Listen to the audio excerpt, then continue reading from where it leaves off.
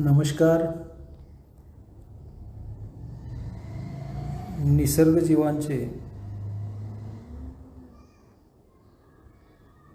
या आपल्या लाईव्ह शोमध्ये मी आपल्या सर्वांचं स्वागत करतो.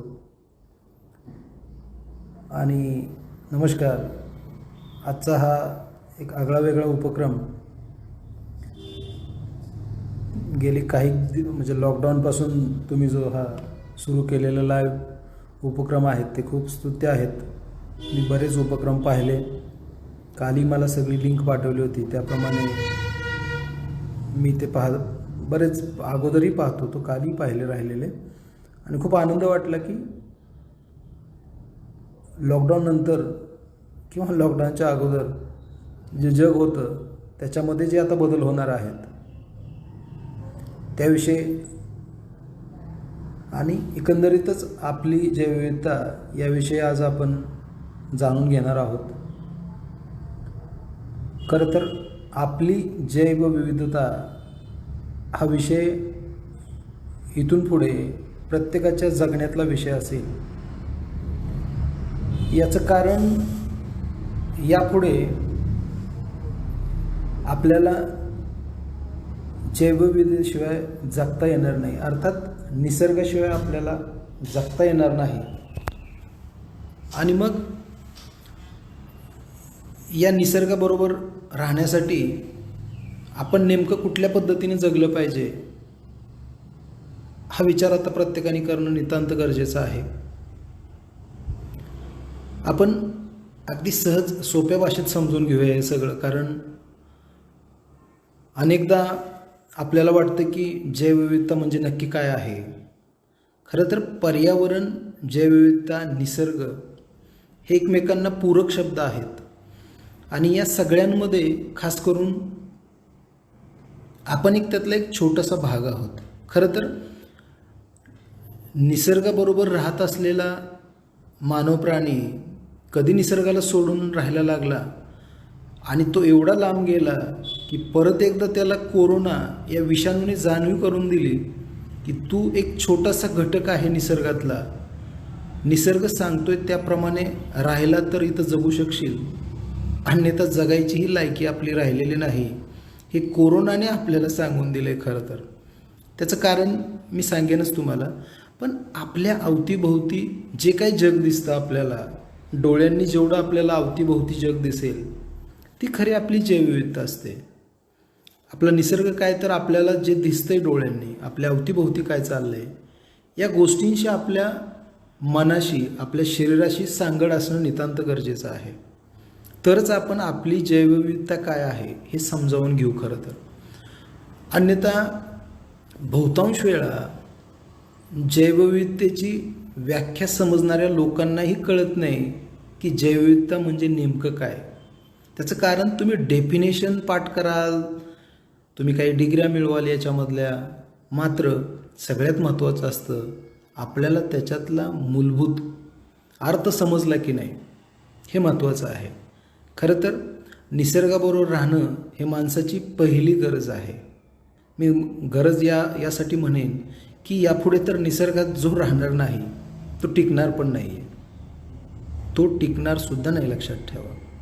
आणि मी नेहमी साधारणपणे 2001 पासून मी नेहमी सांगत आलो आहे की ज्या जगात जैवविविधता जास्त असते त्या जगात माणसाच्या जगण्यातला आनंद आणि समाधान खूप असतं, लक्षात घ्या. आणि जिथं जैवविविधता जास्त असते तिथं जगण्यातला आनंद जास्त. याचा अर्थ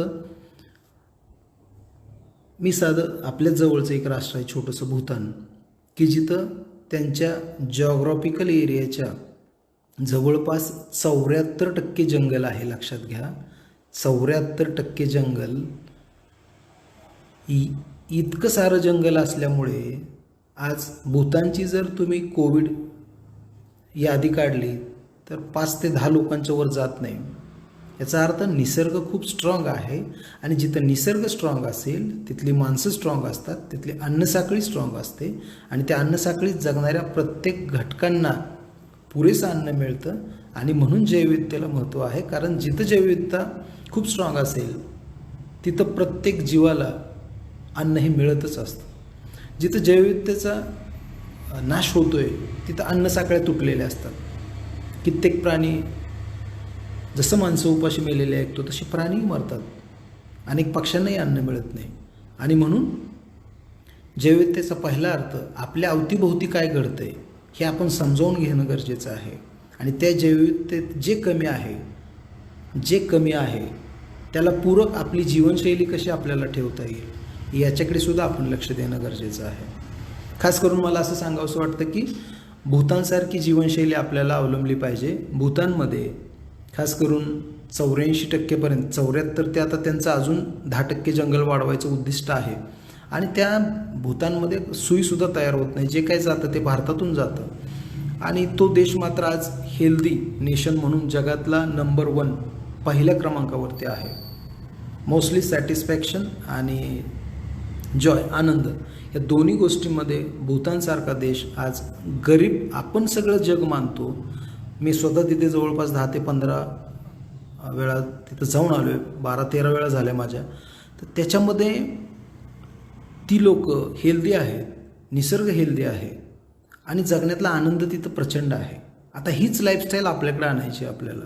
आणि ती लाईफस्टाईल आणण्यासाठी आपल्याला कोविडने खरा इशारा दिला. आपण शहाणं जे झालो आहे आत्ता, अजून मला वाटत नाही किती शहाणं झालो आहे आपण, पण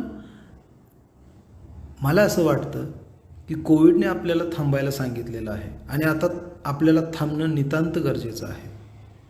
कारण आपण इतका प्रचंड अतिरेकी विकास केलेला आहे की या बाबतीत आपण आता बहुतांश नैसर्गिक अधिवास नष्ट केलेले आहेत.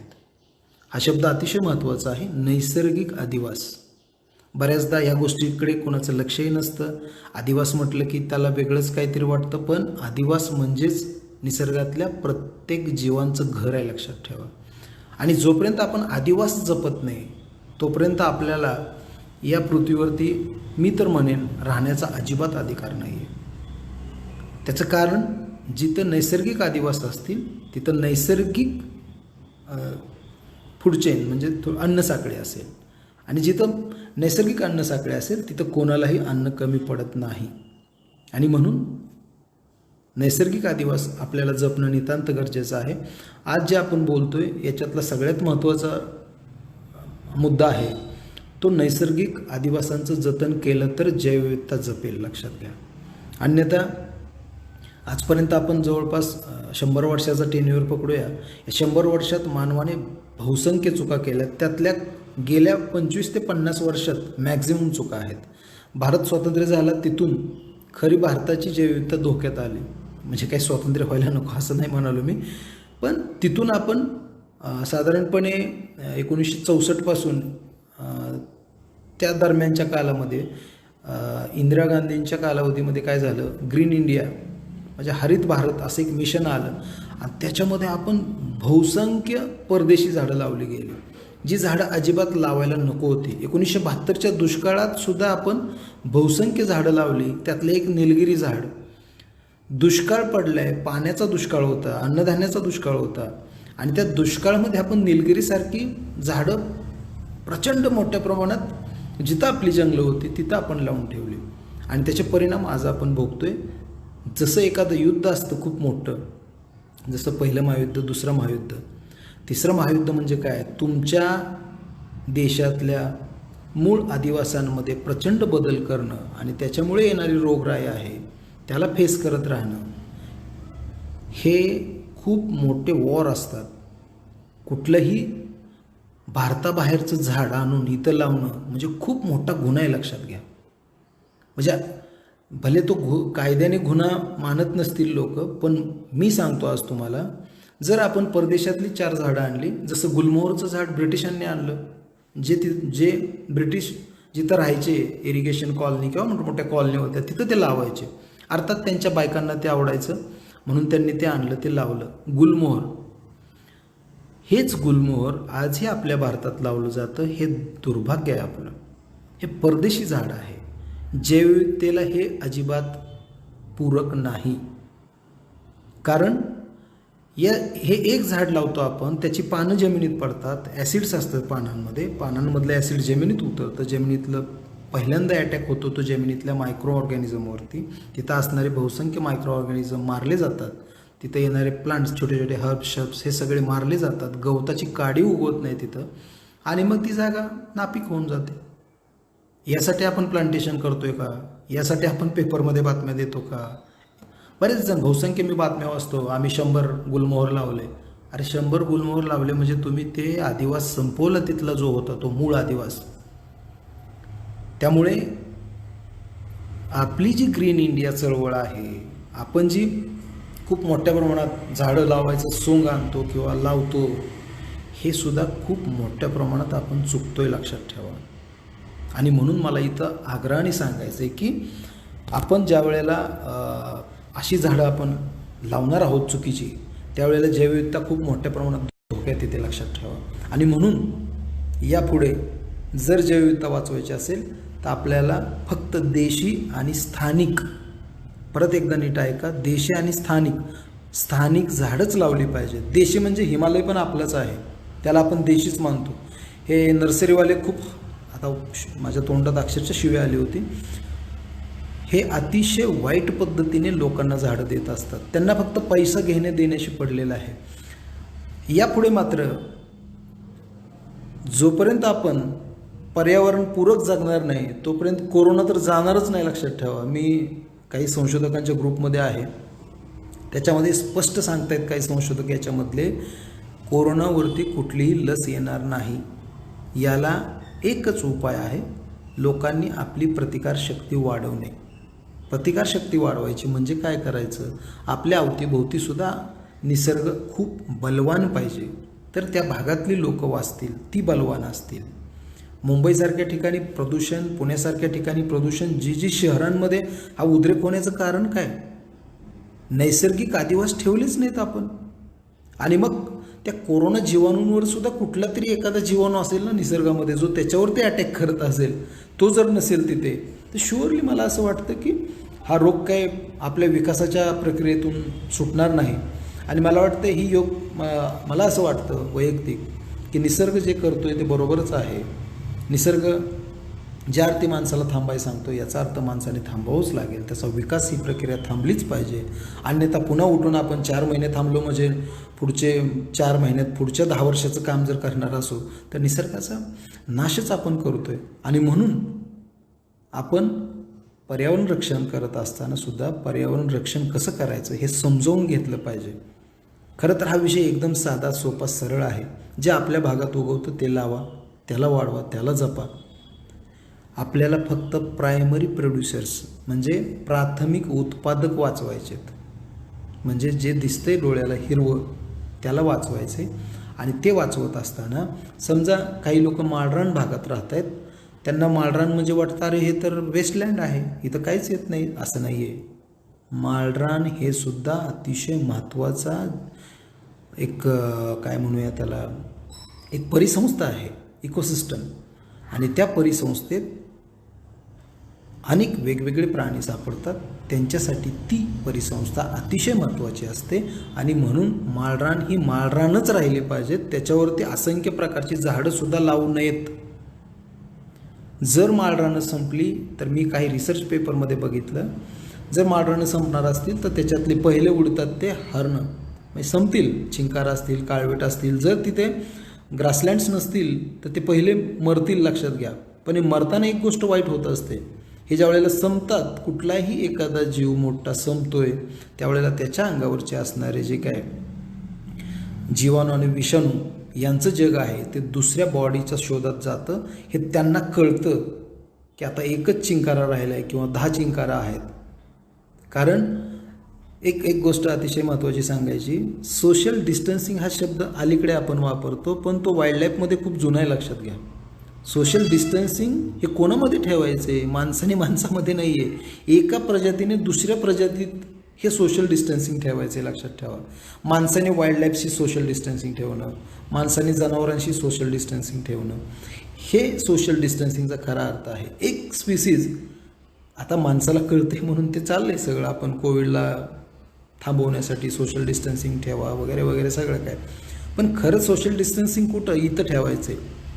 आणि जर हे शक्य झालं नाही तर होतं आहे काय, अलीकडे बघा ग्रासलँड एरियाच्या अवतीभोवती डेंग्यू, मलेरिया, चिकनगुनिया हे आजार प्रचंड मोठ्या प्रमाणात येत आहेत. दरवर्षी ते सप्टेंबरच्या दरम्यान आपल्याकडे येतात. सप्टेंबर टू डिसेंबर, अगदी फेब्रुवारीपर्यंत असतात. आणि हा डेंग्यू आणि चिकनगुनिया यालाही काही औषध नाही आहे. Still let there is no कुठलंही स्ट्रॉंग म्हणजे असं नाही आहे. फक्त ते आपण ते थोडंसं त्याचा प्रक्रिया लांबवतो एवढंच आहे. पण हे काय येतं, हे कोणामुळे येतं आहे, तर हे जे हार्बिवोरस आहेत यांच्यामध्ये असणारे जीवाणू तिथून ते डोमेस्टिक, समजा शेळी घ्या, मेंढी घ्या, हे चरत असतात. यांचं आणि यांचं जर कंटिन्यू एकत्र येणं आलं, जर हरणं चरत आहेत तिथंच मेंढरं चरत आहेत आणि हरणांचा एरिया कमी कमी होतो आहे, मग कधीतरी त्यांचं लाळ त्यांच्यामध्ये गवत खाताना बकऱ्यांमध्ये जाईल आणि ती बकरे आपल्यापर्यंत आपण खातो. लाळ हे बकऱ्यांपर्यंत पोचेल आणि बकरे आपल्यापर्यंत पोचतात सहज. आणि याच्या मार्फत यांच्या अंगावरती असणारे डास त्याच्यामधून आपल्यापर्यंत. त्यामुळे प्रत्येक अन्नसाखळी मजबूत राहिली तर तो जीव त्या अन्नसाखळीत थांबेल. तो माणसांपर्यंत पोचणार नाही, आपल्या डोमेस्टिक ॲनिमलपर्यंत पोचणार नाही. आणि हे जर झालं नाही तर मात्र मग असंख्य विषाणू आपल्यावरती हल्ला करायला तयारच असतील. कारण जे मूळ जीवात ते राहत आहेत त्यांना तिथे जगण्यासाठी अनुकूल वातावरण नसेल, त्यांची संख्या कमी कमी होत जाईल आणि म्हणून ते दुसऱ्या बॉडीत ट्रान्सफर होतील. त्यामुळे प्रत्येक जीवाला जगण्याचा अधिकार आहे. जसा आपल्याला आहे तसा प्रत्येक जीवाला आहे.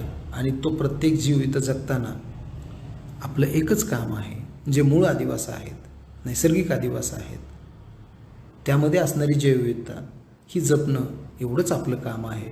आणि ते करत असताना आपण आपल्या घराभोवती, आपल्या शेतीत, आपल्या गावात, शहरात जिथं कुठं तुम्ही झाड लावणार आहात ते लावताना 100 वेळा विचार करा, मी काय लावतोय, याचा काय परिणाम होणार आहे. उठलं सुटलं बरीच माणसं, म्हणजे खास करून मला कोणा एकाविषयी बोलायचं नाही आहे, पण गरिबाच्या दारात गेलं की त्याच्या दारात किमान उपयोगी वनस्पती तरी लावलेल्या असतात. त्याने एखादी लिंबुनीचं झाड लावलेलं असतं, लिंबू खातो, हादग्याची फुलं खातो, पारिजातक 4 फुलं मिळतात त्याला, सीताफळ लावेल त्याची फळं पक्ष्यांना खायला मिळतात. म्हणजे उपयोगी झाडं तो लावतो. हेच तुम्ही श्रीमंत लोकांच्या घरात जा, त्याचा पाम दिसेल, त्याची शोभिवंत झाडं दिसतील, त्याचे पाम टेल, वॉटेवर जे सगळं शोभिवंत आहे, एक्झोटिक आहे, परदेशातनं आणले, मूर्खपणाचा कळस, परदेशातून झाडं आणणं आणि भारतात लावणं याच्यासारखा नालायकपणा आणि मूर्खपणा ठेवा. गरज नसताना आफ्रिकन पाम आणलंय आम्ही, कुठला तरी फिस्टेल पाम आणलाय. अरे कशासाठी आणला तुम्ही, कशासाठी? जे तुम्ही लावणार आहात त्याचे तोटेच आहेत. जैवविविधता तिथे संपवणार आहोत आपण. आणि वर आणखीन तेच सगळ्या छाती ठोकपणे जगाला सांगतात आम्ही पर्यावरणाचं रक्षण करतो, आम्ही प्लास्टिक वापरत नाही, आम्ही खूप झाडं लावलेली आहेत, आम्ही 100 झाडं लावली निलगिरीची, आम्ही 100 गुलमोहरची झाडं लावली. विनाश, केवळ विनाश आहे, लक्षात ठेवा. इथं कुठलंही चांगलं काम झालेलं नाही आहे.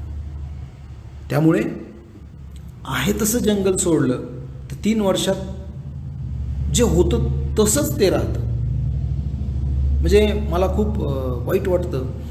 परवा म्हणजे खूप दिवसापूर्वीचा किस्सा सांगतो.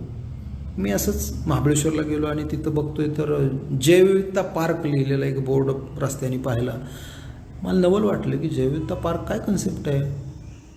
तर या पट्ट्यांनी तिथे वेगवेगळ्या प्रकारची बाहेरची झाडं आणून लावली आणि त्याला नाव दिलं जैवविविधता पार्क.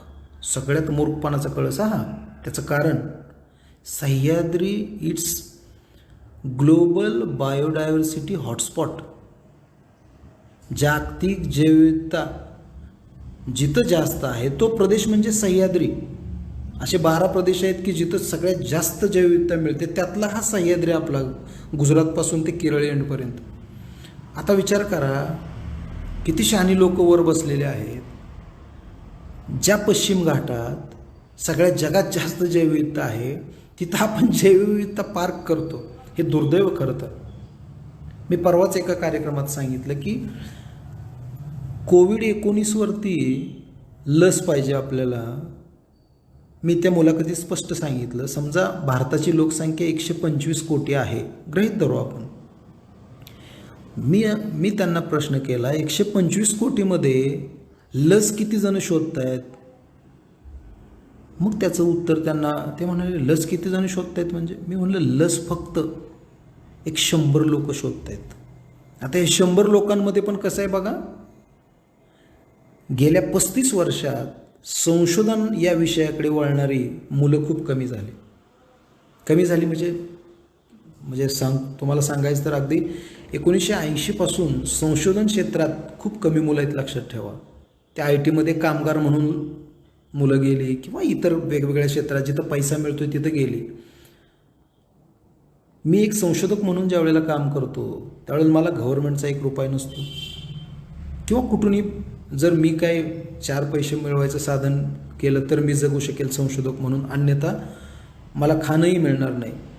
त्याचं कारण संशोधकाला भारतामध्ये अजिबात वाव नाही. ज्या संशोधन संस्था आहेत तुमच्या अवतीभोवतीच्या जरूर तुम्ही बघा, त्याच्यात असणारे संशोधकसुद्धा काय क्वालिटीचे असतात हा प्रश्न तुम्ही नाही विचारू शकत. पण मी अनेकदा बऱ्याच संस्थांमध्ये गेलो, ह्या संस्था राजकीय लोकांच्या, यांच्यामध्ये संशोधकाला आत पण येऊन देत नाहीत. ह्यांचं कोण ऐकतंय? त्याला तिथं त्या प्रिन्सिपलच्या खुर्चीवर बसवायचा किंवा त्या रिसर्च फेलोच्या खुर्चीवरती बसवायचा आणि त्याच्याकडून संशोधन करून घ्यायचं. कोण शोधणार आहे ही लस?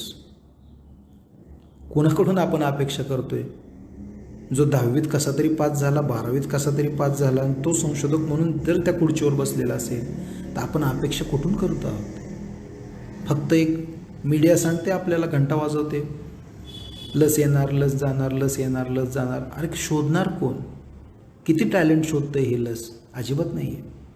दुर्दैव आहे आपल्या देशाचं. 35 वर्षात एकही रिसर्च संस्था, जे NIV, जे आपण नॅशनल इन्स्टिट्यूट ऑफ व्हायरोलॉजी, परवा तुम्ही एक बघितलं असेल, त्यांच्या विरोधात मी बातमी केली होती. चीन सांगते कोविड-19 हा रायनोलोपस लॅक्टस नावाच्या वटवागळांमुळे आला. आपल्या बहादरांनी 30 स्पीसीज तर भारतात नाहीच आहे. मी वटवागळांमधला संशोधक आहे. मी त्याच्यामध्ये जवळपास 19 वर्ष काम करतो आहे सातत्याने. मी त्याच्यामध्ये पेपर ज्यावेळेला त्यांचा पब्लिश झाला त्यावेळेला त्यांनी ते रायनोलोपस, त्यांना माहीत पण नसेल, त्यांनी झाडावरचे जे टेरोपस गायगॅन्टियस म्हणजे फ्लाइंग फॉक्सेस जी वटवागळं आहेत त्यांचेच सॅम्पलिंग घेत बसले आणि त्यांच्या सॅम्पलिंगमध्ये एक नवीन कोरोना बॅट कोरोना नावाचा एक विषाणू शोधला आणि तो पब्लिश केला. आणि तो पब्लिश असा केला, सगळ्या मीडियाने तो उचललं की अरे भारतीय वटवागळांमध्ये सुद्धा कोरोना आहे. मूर्खपणाचा पहिला टप्पा, भारतीय वटवागळांमध्ये कोरोना आहे. अरे कोरोना जवळपास 200 प्रकारचे आयडेंटिफाय आहेत आपल्याला. त्याचे कित्येक प्रकार आहेत तो तर विषय वेगळाच आहे. त्यातला एक प्रकार आपल्या संशोधकांनी शोधला, नको त्या वेळेला पब्लिश केला, जो गरजच नव्हती पब्लिश करायची. त्याचं कारण, कोरोना म्हटलं की आपल्याला फक्त कोविड-19च जाणवणार, त्यात कॉमन माणसाची काही चूक नाही आहे. पण ही मीडिया, हे संशोधक काय क्वालिटीचे आहेत हे याच्यावरून कळतं. आणि म्हणून कोविड-19वर लस येईल की नाही या बाबतीत मी तर पूर्ण शंकात्मक, म्हणजे प्रश्न क्वेश्चन मार्क आहे इथं. ती येऊच शकत नाही कदाचित. असे संशोधक तयार झालेत आपल्याकडे. आपल्याकडेच काय, जगामध्ये संशोधकांना खूप वाईट प्रकारे गेल्या 35-40 वर्षामध्ये कुठेही चांगल्या संधी मिळाल्या नाहीत, कुठेही संशोधन करायला वाव मिळाला नाही, फंडिंग मिळालं नाही. तुम्हाला खोटं वाटेल, मी गेल्या 20 वर्षात कित्येक वेळा महाराष्ट्र शासन असेल, केंद्र शासन असेल, यांच्याकडे हात पसरले. मला वटवागळांमध्ये मी जे काम करतो आहे त्याच्यात मला थोडंसं फंडिंग द्या, मी लोकांमध्ये त्याची जनजागृती करेल, त्याचे फायदे किती आहेत हे समजावून सांगेल. कोणीही नाही बघतसुद्धा नाही तो. मला एवढंच सांगायचं आहे की कोविड-19च्या लसीकडे बघू नका, आता आपली प्रतिकारशक्ती वाढवण्याकडे लक्ष द्या. आपल्या अवतीभोवतीचा निसर्ग वाचवा, आपल्या अवतीभोवती असणारी झाडं मजबूत करा, ती वाचवा. जी जुनी झाडं आहेत त्यांना वाचवा आणि जे नवीन लावतोय ते आपल्याच परिसरात आहे का याची प्रत्येकाला जाणीव असली पाहिजे. माझ्या जर भागात कडुलिंब, करंज, भोकर, जांभूळ, वड, उंबर, पिंपळ, चिंच ही झाडं असतील तर तीच लावा, कारण तीच जैवविविधता पूरक असतात. तुम्ही गुलमोहर, नीलमोहर, पीतमोहर, ग्लिरिसिडिया, उंदीरमारी, सुबाबळ, कुबाबळ, निलगिरी, त्यानंतर रेनट्री, अशी जी परदेशी झाडं आहेत ही अजिबात लावू नका. एकही परदेशी झाड लावू नका, कारण ते लावल्यामुळे आपण किमान 100 जीवांना तिथंच नष्ट करतो. आणि निलगिरीची पानं ज्या वेळेला जमिनीवर पडतात त्याच्यात खूप ॲसिड असतं आणि मग ती जमिनीवरती पानं पडली की ती पहिले मायक्रो ऑर्गॅनिझम्स मारतात. निलगिरीचं झाड एका दिवसाला जवळपास 2200 लिटर पाणी पितं. ज्यावेळेला ते मोठं होतं त्यावेळेला तेवढ्या मोठ्या प्रमाणात ते जमिनीतून पाणी काढून पित असतं. माळरानात जर निलगिरीचं झाड दिसलं तर पटकन तोडून टाका. त्याच्याऐवजी उंबर लावा. उंबर हे एका दिवसाला 1200 लिटर पाणी जमिनीत सोडतं. 1200 लिटर पाणी वातावरणातलं घेऊन जमिनीत सोडतं. आजही ज्या वेळेला लहान मुलांना अंगावरती कांजणे येतात त्यावेळेला उंबराची मूळ कट करतात आणि त्याच्या खाली एक छोटासा मडकं ठेवतात आणि ते सकाळी भरतं आणि ते प्यायला दिलं तर त्याचा दाह पूर्णपणे थांबतो. त्यामुळे आपण आपली आजोबांनी सांगितलेली झाडं लावा. शिकलेल्या अर्धवट शिक्षित लोकांनी सांगितलेलं एकही झाड लावू नका. अनेक बॉटनिस्ट, काहीच बॉटनिस्ट आहेत की ते खूप चांगलं काम करत आहेत. अनेक बॉटनिस्ट आजही सांगतात निलगिरीचं झाड लाव. झाड म्हणजे काय, झाडच आहे, ते ऑक्सिजन देतं. हा तर गाढवालाही म्हणजे विचारलं तरी सांगेल तो ऑक्सिजनच देतो. त्याच्या बिवाईन काहीच सांगत नाहीत ते. ऑक्सिजन तर सगळी हिरवळ सगळी ऑक्सिजन देते हे सगळ्यांनाच माहीत आहे, जग जाहीर आहे. पण पुढं खरं त्याचा उपयोग काय आहे, त्याचा बायोडायव्हर्सिटी, जैविकता, ते किती झाड किफायतशीर आहे हे मात्र त्यांच्याकडे काही नसते. त्यामुळे सातत्याने मी 20 वर्ष अभ्यास करतो याच्यामध्ये. मी आदिवासी कातकरी लोकांकडूनच खरं पर्यावरण शिकलो. मी काय युनिव्हर्सिटीत काही शिकलो नाही, लक्षात ठेवा, आणि कोणीच शिकत नाही. तुम्ही सुद्धा तुमचं शिक्षण काढा आणि विचारा आपण काय युनिव्हर्सिटीत शिकलो आणि काय मिळतं त्या युनिव्हर्सिटीत. डिग्र्या मिळतात नो डाऊट, त्या मिळवायला पाहिजेत, त्याच्याशीही मी सहमत आहे. पण खरं शिक्षण हे निसर्गातच आहे, समाजात आहे आणि समाजातल्या तळागाळातल्या घटकांमध्ये आहे शिक्षण, लक्षात घ्या. त्यामुळं हे जेवढे ऐकत आहेत त्यांना माझी कळकळीची विनंती आहे, तुमच्या मुलांना समाज शिक्षण द्या, निसर्ग शिक्षण द्या. या शाळा जे बंद आहेत ना याचा मला सगळ्यात जास्त आनंद झाला आहे. आणि माझ्याबरोबर माझ्या 2 मुले आहेत त्यांनाही प्रचंड आनंद झाला आहे. कारण शाळेत काहीच मिळत नाही, लक्षात ठेवा. 10 ते 5 तेच रडगाणं, नंतर त्या बॅच, ते जीवावर आलं ह्या मुलांच्या. निसर्गानेच खरं दखल घेतली म्हणून आज आपण थांबलो खरं तर. अन्यथा त्या कोविडपासून आपल्याला एवढी सुटका मिळाली नको त्या जीवनातून. आजकाल मोठमोठ्या शाळा, अरे लाख रुपये कुठं पहिलीच्या आणि KGच्या मुलाला ॲडमिशनला असतात का? काही संबंध आहे का ह्या गोष्टींचा? आणि कशासाठी ते मूर्ख पालकसुद्धा तेवढे पैसे देऊन त्या इंग्रजी माध्यमात घालतात. ज्या मुलांना, मी एक वाक्य सांगतो, ज्या मुलांना परिसर समजलं नाही त्याला जीवन कधीही कळणार नाही. ज्या मुलांना स्वतःचा परिसर समजत नाही त्या मुलांना जीवन कधीही कळत नाही, लक्षात ठेवा. त्यामुळे आपला परिसर, आपला निसर्ग हे वाचायला शिकू द्या. त्याला 10वीपर्यंत इंग्रजीचं वाक्य नको येऊ द्या, काही फरक पडत नाही, काही फरक पडत नाही. त्याला समाज, त्याच्या अवतीभोवतीचा परिसर हे सगळं समजू द्या, तर तो जगायला लायक राहील. आणि इथून पुढे जर तो असा नाही राहिला, त्याला मातीत खेळू द्या, त्याला झाडांवरती चढू द्या, त्याला पोहायला शिकू द्या, त्याला व्यायाम करू द्या आणि मग अभ्यास. शेवटचा कन्क्लुजन अभ्यास, जे माझ्या जीवनात मी अनुभवलं. कदाचित सगळे सक्सेस झालेले, सक्सेस इन द सेन्स काय पैसा कमवला म्हणजे सक्सेस होता असं अजिबात नाही. सक्सेस म्हणजे जीवनाकडे चांगल्या दृष्टिकोनातून बघणारी माणसं बघा. जो श्रीमंत असो गरीब असो, तो नेहमी आदराने प्रत्येक गोष्टीकडे बघतो. आणि सगळ्यात महत्त्वाचं, ही माणसं सगळी जिल्हा परिषद साध्या साध्या शाळांमध्ये शिकलेत, त्यांना 7वीपर्यंत नीट वाचायलाही येत नसायचं. मात्र हे सगळं करत असताना सुद्धा मला एकच गोष्ट सांगायची आपल्याला खास करून, की तुमची मुलं जर इंग्रजी माध्यमात असतील तर ती काढून टाका पहिले आणि मराठी शाळांमध्ये पाठवा. छानपैकी शिकू द्या. ह्या वर्षी तर शिक्षण नसणारच आहे, त्यांना तुमच्या अवतीभोवतीच शिकू द्या, तुमच्या घरात काम करू द्या, तुमच्याबरोबर काम करू द्या, रानात येऊ द्या, शेळ्यामागे जाऊ द्या, गायी सांभाळू द्या, एखाद्याला मदत करू द्या, 4 खड्डे आता काढू द्या, 4 झाडं लावू द्या त्याच्यामध्ये. हे सगळं त्या मुलांना कळायला पाहिजे. त्यामुळे हे अतिशय महत्त्वाचं आहे. आणि म्हणून मला असं वाटतं की आपण सगळ्यांनी आपली जैविकता वाचवायची असेल तर देशी झाडं लावा. तरवडसारखं झाड बघा, तरवड आपल्या अवतीभोवती असतं, तरवडाला फुलं येतात. दसऱ्यामध्ये तेच तरवड आपण सगळ्या त्या पूजेसाठी वापरतो. तिथं आपण घट बसवतो, उंबराखालची माती आणतो, 7 धातू पेरतो आणि मग दररोज त्याला 10 दिवस ती तरवडाच्या फुलांची आणि पानांची माळ जोडतो. हे का करतो आपण? पूर्वजांनी सांगितलं, अरे हे केल्यामुळे त्या जे तुम्ही पेरलेलं असतं 7 वेगवेगळे धान्य, त्याच्यावरती कुठले रोग येणार नाहीत. त्या धान्याची वाढ कशी होते हे तिथं बघा. यालाच म्हणतात ग्रीन हाऊस. आपल्या पूर्वजांनी पूर्वीच आणले आणि हे आपण विसरलो की आपल्या पूर्वजांनी आपल्याला ही जी कल्पना देऊन ठेवली होती, आपल्या शेतीच्या भोवती तरवड असणं गरजेचं आहे. का तर ते इन्सेक्ट आणि पेस्ट कंट्रोल करतं. त्यामुळे असंख्य जीव वाढतील. हे सगळं आपल्याला नव्याने शिकायचं आहे, जुनंच आहे.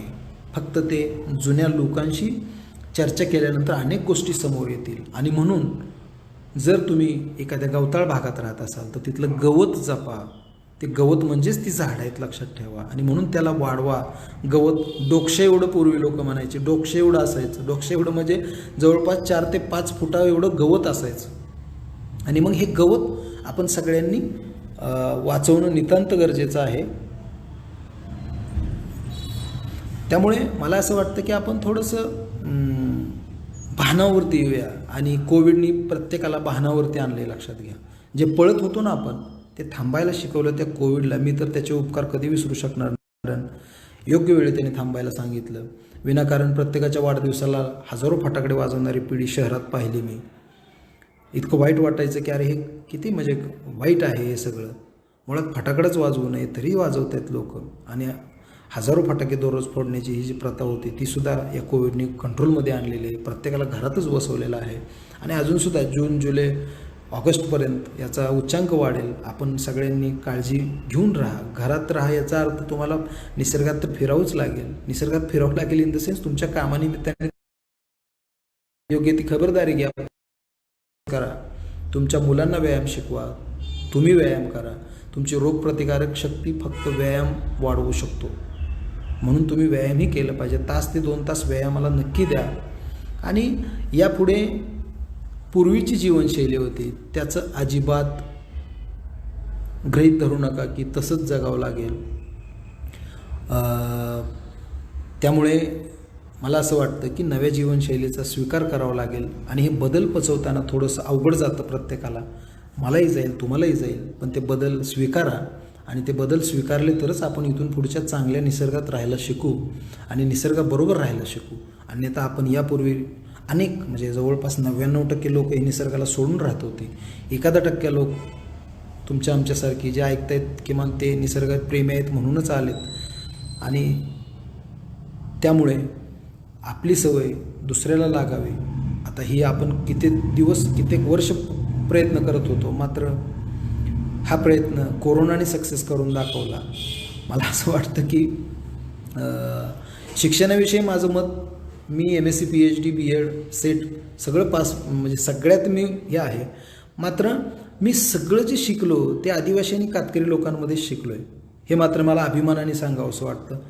शिक्षण प्रणालीत काय आहे हो, ही पुस्तकं, तोच तो सिलेबस, तेच ते मटेरियल, तेच ती केमिस्ट्री. त्याच्यातच केमिस्ट्रीच्या शिक्षकांनाही नीट कळत नाही आपण काय सांगतो याला नक्की. खरं जीवन ज्या वेळेला साधी लोक म्हणायची 12 गावचं पाणी पिलं आहे, त्याला अर्थ नव्हता सांगता येत. पण 12 गावचं पाणी पिलेला माणूस स्ट्रॉंग असायचा कारण तो पाण्याचा pH वेगळा असायचा. आणि म्हणून त्या म्हणीसुद्धा त्यांनी त्या संशोधन होतं पूर्वी प्रचंड. हे संशोधनातूनच आलेल्या गोष्टी आहेत. ते प्रत्यक्ष जगलेत, आपण जगलो काहीच नाही.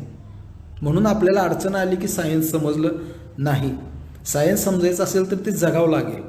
आणि ते जगायचं असेल तर निसर्गाशिवाय पर्याय राहिलेला नाही आपल्याला. मला वाटतं आता तुमचे काही प्रश्न विचारा. मी असंच बोलत राहील, तुम्ही ऐकत राहाल. तुमचे काही प्रश्न विचारत राहा म्हणजे मी तुम्हाला. सातारमध्ये सुद्धा काही डॉक्टर्स गुलमोहर महोत्सव घ्यायचे. तो गुलमोहर महोत्सव आम्ही बंद पाडला. जे आपले फिल्म ॲक्टर आहेत त्यांना खूप चांगले आम्ही एकत्रित सुरुवातीला कामं केलेले आहेत. त्याच्यामध्ये मी कायम सांगायचो हे डॉक्टरांनी हा गुलमोहर महोत्सव सुरू केला, याला बंद केला पाहिजे. आता डॉक्टर म्हणजे शहाणा समाज आपण समजूया. शहाणा समाज इन द सेन्स त्यांना आता विरोध करायचं म्हणजे अवघड. मग त्यासाठी माझ्यासारखी माणसं का लागायची. तर मी माझ्या क्षेत्रातला शैक्षणिक गुणवत्ता घेऊन पुढे आलेलो आणि मग त्यांना जरा वेगळ्या पद्धतीने सांगितलं आणि मग तो गुलमोहर महोत्सव बंद केला आणि काटेश्वर महोत्सव सुरू केला. आणि तो काटेश्वर महोत्सव दरवर्षी, म्हणजे गेल्या वर्षी पहिलं वर्ष होतं, यावर्षी काही करता आलं नाही कोविडमुळे, पण एक झाले, लोकांना आता खूप चांगल्या प्रकारे देशी झाडांचं महत्त्व, स्थानिक झाडांचं महत्त्व समजायला लागले. गुलमोहर आपलं नाही हेही कळायला लागले. गुलमोहर, नीलमोहर, पीतमोहर दिसायला खूप सुंदर आत्ता फुलून बसलेत. ज्या वेळेला आपल्या कुठल्याही पक्ष्यांना, प्राण्यांना अन्न सगळीकडे मिळत असतं त्यावेळेला ते फुलतात. पण उन्हाळ्यात मार्च एप्रिलमध्ये काटेशीवर, पळस, पांगारा हे फुललेले असतात. त्यांच्यामध्ये पोलन्स, नेक्टर्स असतात आणि ते सगळे पक्ष्यांना मिळतात. ज्या वेळेला खाद्य नसतं निसर्गात त्यावेळेला ते देत राहतात. आणि म्हणून आपला प्रत्येक वृक्ष, आपला प्रत्येक झाड, आपलं वेली, झुडपं, गवत हे सगळं प्रचंड महत्त्वाचं आहे. म्हणजे काय म्हणूया त्याला, एक दांडी ज्याला म्हणतो, दगडी पाला. प्रत्येकजण जखम झाली की ते आजपर्यंत लावायचं. साखरेचं प्रमाण शरीरात वाढलं की त्याची पानं खायचा. गुळवेल तर सगळीकडे आपल्याकडे पसरलेला असतो, फक्त त्याची ओळख विसरलो आहे. आपल्याला ते ओळखता येत नाही. कुठेही तुम्ही भटकंती करायला गेला जंगलात की तुम्हाला गुळवेल दिसतो. हार्ट शेप पानं असतात त्याची. आज मिनिस्ट्रीने सांगितलं आहे आपल्या की गुळवेलचे काढा घ्या, गुळवेलची ती कांडी असतात त्या सगळा, त्याच्यामुळे कोविडवरती जास्त म्हणजे कंट्रोल येऊ शकतो आहे. इतकं सगळं असताना आपण विनाकामाचं चुकीच्या पद्धतीने परदेशी झाडं आणली, त्याचा उपयोग होणार नाही आपल्याला. शहरी भागात मियावाकी आणि तितकीच झाडे 4 एकरात नाही, असं नका करू. हे बघा, धान्य पेरल्यासारखी कधी झाडं लावू नका. त्याला थोडंसं डिस्टन्स ठेवणं नितांत गरजेचं आहे. नाहीतर तुम्ही जर एखाद्या गुंठात जर 100 सीताफळी लावल्या तर the quality of production for the biodiversity, म्हणजे जैवविविधतेला त्याच्याकडून जे अपेक्षित असेल ते सुद्धा मिळणार नाही आहे. त्यामुळं याच्यामध्ये अंतर असणं नितांत गरजेचं आहे. तुम्ही जर लाईफस्पॅन कमी असतो, ज्यावेळेला मियावॉकीचा विचार करता त्याचा लाईफस्पॅन कमी आहे, लक्षात ठेवा. 100 सीताफळी लावण्यापेक्षा त्या एका गुंठ्यामध्ये तुम्ही 10 सीताफळी लावल्या तर त्याचं economic value, ecological value, environmental value, agriculture value ह्या सगळ्या वाढतात. म्हणून मियावॉकी, मी तर त्याला प्रचंड विरोध करत असतो. आणि का विरोध करतो तर झाडं लावण्याची पद्धत ही निसर्गातली बघितल्यानंतर त्याच्यामध्ये सुद्धा अंतर आहे. घनदाट जंगल असतं, त्या जंगलात गेल्यानंतर सुद्धा अंतर आहेत त्या झाडांमध्ये सुद्धा. कारण त्याची ग्रोथ होत असताना जो पहिल्यांदा एक्सपोज टू सनलाईट त्याची वाढ होत राहते आणि नंतर दुसरे हळूहळू संपतात आणि मग त्याचं कॅनॉपी खूप चांगली होते. ह्या गोष्टींना आपण खूप बारकाईने बघितलं पाहिजे. नाही, फेमस होऊ द्या, पण फेमस जरी झालं तरी त्याचं प्रोडक्शन ज्या वेळेला कळेल एक 4-5 वर्षात, त्यावेळेला परत एकदा ते बदनाम होतं. कुठलीही पद्धत, मला ती कुणी आणली, काय आणली इथपासून माहीत आहे आणि मी त्यांना स्वतःही फोन केला होता. जपानमधून ती जी पद्धत आली ही प्रचंड चुकीची पद्धत भारतासाठी आहे, प्रचंड चुकीची पद्धत आहे. अजिबात कुणीही त्याचा वापर करू नये. आपल्या अवतीभोवती असणारी झाडं लावताना, हां तुम्ही गवत लावताय ते मियावॉकीचं आहे, प्रचंड दाटच पाहिजे गवत, सगळीकडे हे गालीच्याच पाहिजे. तुम्ही छोटीशी झुडपं लावताय त्याच्यामध्ये थोडंसं, हे बघा, निसर्गाचा विचार करता वृक्षारोपण कुठे करावं तर कधीही वृक्षारोपण ज्याला बॅरन लँड म्हणतो, जिथं गवताचं पातं नाही तिथं कधी झाड लावू नये. किंवा जे नैसर्गिक आहे त्याला डिस्टर्ब करून त्याचं लँडस्केप बदलून कधी झाड लावू नये. जसं आहे त्याच्यामध्ये जेवढी पिशवी असेल तेवढाच खड्डा काढावा आणि त्याच्यात ते रोपटं लावावं. बरेच लोक तिथलं JCPने त्या पुढच्या फरांडीनं ट्रॅक्टरच्या ते लेवल करतात. ती जागा गवत, कोण पाहुणे येणार आहेत म्हणून तिथं पार रांगोळी टाकून, फकी टाकून सगळं ते त्याला गोल व्यवस्थित, तर असं नाही आहे. जिथं गवत आहे तिथंच झाड लावायचं आहे आपल्याला. आणि माझं वैयक्तिक मत असं आहे, जसं मी सह्याद्रीत सांगतो, सह्याद्रीत झाड लावायचं जाऊ नका. जी लोक सह्याद्रीत जाऊन जे म्हणतात ना आम्ही बिया टाकल्या, गरज नाही तुमची, अजिबात कुणाचीही गरज नाही सह्याद्रीला. जिथं 5000 मिलीमीटर पाऊस पडतो ॲन्युअली तिथं तुमची कोणाचीही गरज नाही. तिथं न जाणं हेच सगळ्यात उत्तम. आणि तिथं कुठल्याही प्रकारचं झाड लावायला खड्डा वगैरे अजिबात खोदत बसू नका.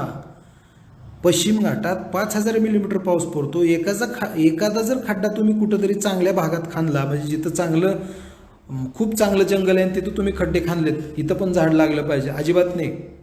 ज्याला मिडोज म्हणतो आपण, पश्चिम घाटात जिथं जिथं बघा घनदाट जंगलात कुठेतरी मध्येच असं गवताळ पट्टा आहे, काही महाभाग तिथं जाऊन झाडं लावतात. हा मूर्खपणाचा म्हणजे अज्ञानाचा कळस आहे, लक्षात ठेवा. त्याचं कारण ते मिडोजच तिथल्या शाकाहारी प्राण्यांचं खाद्य मिळवण्याचं ठिकाण आहे, लक्षात घ्या. तिथंच ते म्हणजे हरणं असतील, रानडुकरं असतील, बेकर असतील, ससे असतील, ते त्या मिडोजमध्ये खाद्य खातात आणि जंगलात लपायला जातात. त्यामुळे ते मिडोज तसेच ठेवले पाहिजेत, तिथं झाड लावू नका. बऱ्याचदा कंटाळू सांगून मी तिथं त्या किल्ल्यांवरती सुद्धा काही मूर्ख तिथं जातात आणि किल्ल्यांवरती खड्डे पाडतात. अहो, जिथं 5,000 मिलीमीटर पाऊस आहे तिथं एक खड्डा काढला तर ती सगळी माती वाहून जाईल, तिथं मातीचा कण राहणार नाही, उलट तुम्ही इरोजन स्टार्ट करताय. त्यामुळे कधीही किल्ल्यांवरती झाड लावू नका. त्याचं कारण किल्ले उंचीवरती आहेत, 4,500 फूट 4,000 फूट उंचीवर काही लोक तिथं जाऊन झाड लावतात. अजिबात त्याला विरोध करा. मी अनेक ठिकाणी विरोध केला, अजिबात लावू नको बाबा झाड म्हणलं. इथं तुला गवत दिसेना आहे, ते गवत वाचवलं पाहिजे, ते गवत जाळू दिलं नाही पाहिजे, याच्यासाठी प्रयत्न केला पाहिजे. जे आहे ते गवत वाढलं पाहिजे. गवत वाढले की त्याच्यात 4 पक्षी 4 वटवाघळं त्याच्यात झाड टाकतील इन द सेन्स बिया टाकतील. आणि ती बी ज्याला म्हणूया जे लायक असतं झाड, ज्याची बी खूप स्ट्रॉंग असते जेनेटिकली, ते पक्षी ओळखतात. ते पक्षी स्ट्रॉंग बिया खातात आणि त्या टाकतात. वटवाघळं स्ट्रॉंग पहिलं रायपन फ्रूट वटवाघळं खातात, ते टाकतात आणि त्याच्यातून येणारं झाड निसर्गातलं खूप बलवान झाड असतं. आपण 100 बिया लावल्या तर 90 बिया उगवण क्षमतेच्या लायकीच्या नसतात, तरी येतात. त्याला पाणी घालून कंटाळ येतो, तरी 90% प्लांटेशन हे पहिल्या 3 महिन्यातच आऊट जातं. 10% राहिलेल्यातलं मी म्हणतो 100 झाडं लावले, आपण एक झाडसुद्धा नीट जगत नाही निसर्गात. त्याचं कारण ते अनेबल टू ग्रो. आणि म्हणून आहे त्या जागांना वाचवायचा प्रयत्न करा. जिथं गवत आहे ते गवतच राहिलं पाहिजे आणि त्या गवताला जपण्याचं काम करा. त्याच्याबरोबर निसर्ग बरोबर पेरत राहील आणि ते पेरलेलं उगवेल आणि ते वाढेल. आपला फक्त हस्तक्षेप कमी केला पाहिजे. आणि ज्याला झाडं लावायचे त्यांनी खूप विचारपूर्वक आपल्या भागात असणारीच झाडं लावा. आणि सिंपल आहे, आपल्या आजोबांना विचारा किंवा शेजारचा अति वयस्कर माणसं आहेत त्यांना विचारा, ते सहज सांगतो बाबा मी आंबा लावायचो, माझा नातू खाईल. आणि आपण काय लावतोय? आपण सप्तपर्णी लावतोय, आपण सुबाबळ लावतोय, आपण ग्लिरिसिडिया लावतोय, आपण निलगिरी लावतोय, जे चुकीची झाडं आहेत, जो विनाश करणारी झाडं आहेत. अनेक ठिकाणी गवतं दुसऱ्या राष्ट्रांनी आपल्याला अन्नधान्याबरोबर काँग्रेस पाठवलं, काँग्रेस गवत जे आहे, तसे अनेक गवतंसुद्धा आलेले आहेत की जी तण म्हणून आहेत. त्यांचंसुद्धा अनेक संस्था ते जाळण्याचं काम करत आहेत. आता ते ओळखणं हे सगळं प्रत्येकाला जमणार नाही, पण निश्चित आपलं झाड आपल्याला ओळखता येईल. एवढं तरी आपल्याला, जसं बोरी बाबळी, ह्या साध्या साध्या गोष्टी आपल्याला सहज ओळखतात. जिथं बोरी बाबळीचं जंगल आहे तिथं बोरी बाबळी असू द्या, नाही तर बोरी बाबळी काढायची आणि त्या ठिकाणी परदेशी झाडं लावायची. हे एक खूप मोठं मला असं वाटतं की पर्यावरण विरोधी आणि पाप केल्यासारखं आहे. अनेक जीव तिथं नष्ट केले जातात. सप्तपर्णी हे झाड ॲसिडिक आहे. सप्तपर्णी 2 प्रकार आहेत. जी शहरात लावली ती परदेशीच आहे, जी जंगलात आहे आपल्या इकडं पश्चिम घाटात ती घरापासून लांबच असते आणि पूर्वीपासून लोक सांगतायत त्याला भुत्याचं झाड म्हटलं जातं, डेव्हिल्स ट्री किंवा भुत्याचं झाड, जे घरापासून लांब असणं गरजेचं आहे. हे नसतं शासनाने देशाला देखील त्यांना भटकून राहतात. यावर काय बरोबर आहे. उपेंद्र दादा, तुम्ही जो प्रश्न विचारला आहे अत्यंत महत्त्वाचा आहे. अनेक संस्थासुद्धा एखादा हुशार मुलगा असेल तर त्याला जवळ घेत आहेत. हे सुद्धा खूप शोकांतिका आहे. NGO खूप वेगवेगळ्या प्रकारे काम करतात. काही NGO काम करतात, काही NGO फक्त शासनाचा पैसा लुटायचं काम करतात, फंडिंग घ्यायचं. मी अशा काही NGO पुण्यात बघितल्यात की एखादा घेवड्याचा वेल, पावट्याचा वेल, भोपळ्याचा वेल लावायचा आणि त्याच्यावरून शासनाला सांगायचं एक भोपळा लावला तर एवढं उत्पादन मिळतं आहे, म्हणून एकरामध्ये शेतकऱ्यांना 10 लाख रुपये मिळाले पाहिजेत. प्रत्यक्ष फील्डमध्ये येऊन त्यांनी बघितलेलंच नसतं की फील्डमधली परिस्थिती काय आहे. हा घरचे भोपळे काढून शेजारच्याला विकणार आणि त्याच्यावरून उत्पादन सांगणार आणि शासन त्याच्यावरून सगळं ठरवणार, अशी सुद्धा पिढी आपल्या इथं आहे. म्हणून आपण काम करत राहूया. मला असं वाटतं की मला पूर्वीपासून खूप त्रास झाला म्हणून मी या क्षेत्रातून भटकलो नाही, मी थांबलो, मी पाय रोवून थांबलो, मी काम करत राहिलो, मी काम करत राहणार. आणि बघा ना आज वेळ कशी आली जगावरती, प्रत्येकाला घरात बसवले. इथं मी कोट्याधीश आहे का मी फाटक्या झोळीत आलो आहे की मी फाटक्या झोळीत जाणार आहे का अजून काय, इथं सगळ्यांना समान न्याय आहे. कोविड-19 इथं कोणाला सुटका नाही. म्हणून आपलं काम आपण करत राहू. निगेटिव्ह थॉट्स कोणाच्याच मनामध्ये येऊन देऊ नका. आपलं काम आपण करत राहू. याचं कारण हुशार माणसाला जरी कुणी नाही विचारलं तरी त्याचं मन सांगतं आणि त्याची पावती कुठंतरी तिथं असेल. जसा कोविड पाठवला किंवा आला तसं मिळेल ती पावती कधी नाही कधी. आणि मी म्हणतो काम करत राहू, बघू काय असेल ते. महाराष्ट्राची उपयोगी ठरेल झाडांविषयी या पद्धतीने एखादी पुस्तकं आहे का? पुस्तकं आहेत सर, खूप पुस्तकं आहेत. पुस्तकं इतके आहेत. आता काय वाचायचं आणि काय नाही वाचायचं याच्यावरती सुद्धा अनेकदा म्हणजे आता तर फेसबुक आणि व्हॉट्सॲपच्या माध्यमातून तुम्हाला सगळं मिळते. आणि मला वाटते मी परत एकदा सांगतो, निसर्गात काम करताना जास्त पुस्तकापेक्षा निसर्गाचाच जास्त वापर करा. निसर्गात फिरा, 4 वेगवेगळ्या प्रकारची जंगलातली झाडं बघा, ती कशी आपल्या इथं बिया आणून रुजवता येतील ते बघा आणि मग त्याचा फायदा आपल्या सगळ्यांना घेता येईल. आणि म्हणून असं मला वाटतं की आपण पुस्तकं आहेत, पुस्तक खूप आहेत. आत्ता एक PDF पण फिरते, डॉक्टर मधुकर बाचळकर म्हणून कोल्हापूरचे आहेत वनस्पतीशास्त्रज्ञ, त्यांचंही खूप चांगलं एक PDF मी परवाच बघितलं, ते आहे. मी अनेकदा कुठली झाडं कुठे लावावी त्याच्याविषयी मी पोस्ट केल्या होत्या आणि माझ्या लक्षात आलं की व्हॉट्सॲप आणि फेसबुक हे असं माध्यम आहे की कमी वेळेत जास्त लोकांपर्यंत पोचता येतं. मी एक मधमाशींविषयी लेख लिहिला होता, तो महाराष्ट्रात नाही अमेरिकेपर्यंत पोचला. अनेक देशातून मला SMS व्हॉट्सॲप कॉल आले मला. आपलीच लोकं तिथं वाचायची आणि ती कॉल करायची. मला आनंद वाटायचा की अरे मी लिहिलं, मात्र तिकडून मला त्याचे रिप्लाय आले. आणि मी तुम्हाला परत एकदा सांगतो, म्हणजे सगळे ऐकता, हे निसर्गातले अनेक जण काम करत आहेत. ही संस्था पण खूप चांगली काम करते. मी त्यांची प्रत्येक गोष्ट बारकाईने बघत असतो. वाईल्ड लाईफ कॉन्झर्वेशनसाठी असो, कधीही यापुढे मोठं किंवा काही मोठं करण्यासाठी कुणीही प्रयत्न करू नका. खूप छोट्या छोट्या गोष्टीत आनंद आहे आणि तोच मिळवायचा आहे. मी MSc PhD झालो, मी BEd झालो, मी सेट झालो. मला अनेक नोकऱ्या आलत्या, मी ती केली नाही, मला करायची नव्हती, कारण 4 भिंतीच्या आत मला थांबायचं नव्हतं. मी भटकंती करत राहिलो, मला आवडेल त्या गावात जाऊन राहायला लागलो. मी निसर्गाबद्दल बोलायला लागलो, माहिती सांगायला लागलो, ज्ञान मिळवायला लागलो. मी तुम्हाला मी प्रांजळ कबुली दिली की मला कातकरी आदिवासी लोकांनी शिकवलं. अहो, ती जर लोक शिकवत असतील आपल्याला, तर मग आपण एवढं शिकतो कशासाठी? याचा अर्थ शिकू नये असं अजिबात नाही आहे, शिका, पण अवतीभोवतीचं खूप सारं ज्ञान आहे ते घेत घेत शिका. तर मला वाटते कुठंतरी हे होईल. कुठलंही सरकार पर्यावरण वाचवणार नाही. त्याचं कारण त्यांना फक्त आर्थिक विकास पाहिजे. आणि एकदा का त्या श्रीमंतीच्या बुरख्यात राहायला लागला माणूस की त्याला मग पर्यावरण वगैरे काही कळत नाही सर. त्याला कळूच शकत नाही ते. त्याचं कारण त्याला फक्त दिसतो तो ही पृथ्वी माझ्या नावावरती करायची एवढंच त्याला वाटतं आणि ही गोष्ट मला मिळावी, ती गोष्ट मला मिळावी. मी नेहमी फाशीपारद्यांचं जीवन तुम्हाला सगळ्यांना माहिती आहे, मलाही माहिती आहे, कारण मी त्यांच्या घरी जातो, जेवतो. मी नेहमी फाशीपारद्यांचं जीवन अनुभवतो. जिथं जाईल ती जमीन माझीच आहे. त्या जमिनीत मी जेवायला बसतो. एका दिवशी वाटलं तर तिथं टेंट टाकतो, झोपतो. कधी तो बिचारा मालक त्याचा कोण असेल तोही तिथं येत नसेल आणि या पृथ्वीचा मालक कोणीही नाही आहे. त्यामुळं जे जग आहे ते आपलंच आहे आणि जोपर्यंत आपण हे आपलं आहे म्हणून जगत नाही तोपर्यंत जगण्यातला आनंद मिळणार नाही, लक्षात ठेवा.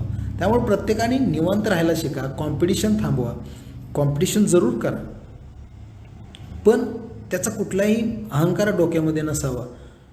करत राहा. शेवटी जीवन काय आहे असा प्रश्न कुणालाही विचारला तर ते क्वेश्चन मार्कच आहे. त्यामुळे करत राहणे, चांगली कामं करत राहणे, समाज उपयोगी कामं करत राहणे, निसर्गाला पूरक कामं करत राहणे आणि आत्म्याला आपल्या जे छान वाटते ते करत राहणे.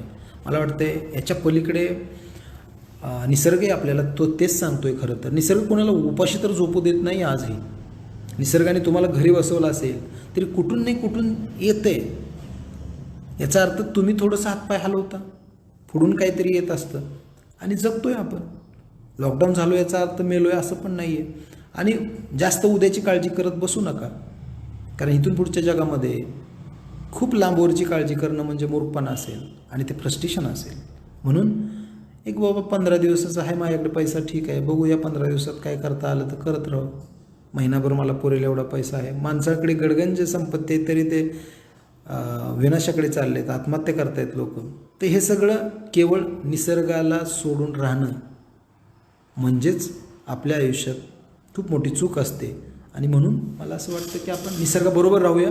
खूप छान मला तुमच्याशी बोलबद्दल वाटलं. संधी दिली त्याबद्दल मी निसर्ग मित्र जीवांचे आपल्या ग्रुपचा मी मनपूर्वक आभारी आहे. आणि मला वाटतं आहे की आता मला पुढचा 1 तास बोलायचं आहे, त्यामुळं वाजलेत 5:50, आपण 2 मिनटात संपवूया. मी आपल्या सगळ्यांचं जे काही प्रश्न विचारले, कदाचित त्यांची पद्धत चुकीची होऊ शकते, कष्ट वेळ वाचू शकतो. मी विचारण्याचं होतं असं आहे की काही NGO काम करत आहेत, पण कदाचित त्यांनी नाही आता चुकीचं आहे कुणाला म्हणणार आपण सांगा. मी तुम्हाला चुकीचं आहे म्हटलं की तुम्हाला राग येईल, तुम्ही मला चुकीचं आहे म्हटलं की मला राग येईल.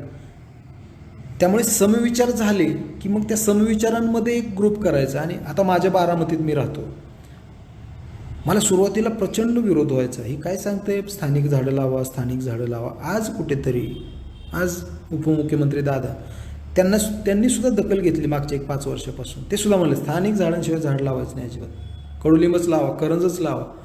प्रयत्न करत राहायचे, लक्षात घ्या. विरोध तर असणार आहे, कायम विरोध असणार आहे. तुम्हाला काय, मला काय, सगळ्यांना विरोध असणार आहे. आणि कुणाच्या कार्यशैलीत बदल करायचा असेल तर आपला विचार त्याच्यामध्ये सारखा सोडत राहणं नितांत गरजेचं आहे. आज ना उद्या ते ऐकतील, नाही ऐकलं तरी पुढं कधीतरी कोणतरी ऐकेल. आपलं काम आहे फक्त सांगण्याचं, तो विचार पुढे जाण्याचं. 2003 पासून मी स्थानिक देशी झाडांची चळवळ राबवतोय. आज कुठंतरी लोकांना, त्यात अनेक लोक आहेत, मी माझी म्हणत नाही, मी त्यावेळेला सुरुवात केली होती, त्यावेळेला तर वेड्यात काढायची.